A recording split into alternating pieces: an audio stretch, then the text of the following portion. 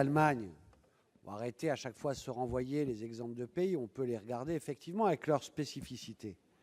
Or, à la base, en Allemagne, il y a un système de cogestion avec un pouvoir des syndicats et des travailleurs qui n'a rien à voir avec notre pays. D'ailleurs, c'est la conséquence aussi, ensuite, du nombre d'adhérents.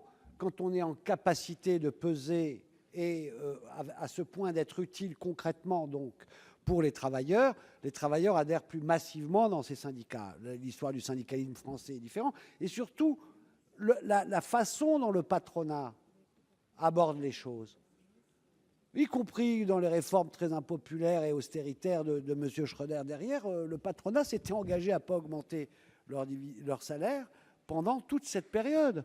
Mais vous imaginez la même chose en France, là, Gattaz et compagnie, même les contreparties qui étaient dans le plan sous le CICE, ils se sont assis dessus.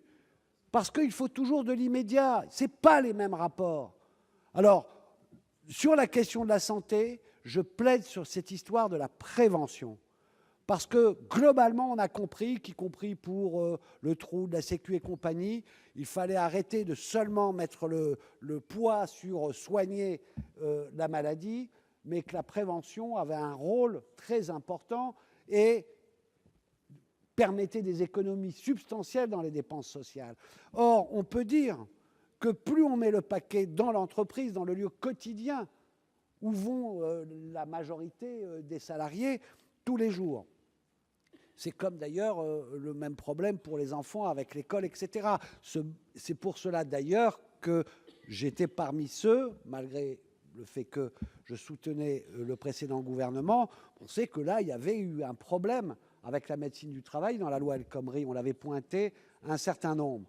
Mais là, ne pas comprendre que, y compris symboliquement, retirer un comité spécifique là-dessus, qui permet de voir concrètement, pas la prévention en général par des rapports, concrètement ce qui se passe, connaître les gens, les salariés, les suivre, alerter, voir si ça peut être collectif et pas seulement individuel.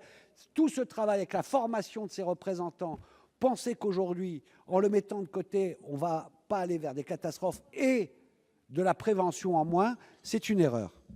Mon cher collègue, la parole est à Madame Lienemann.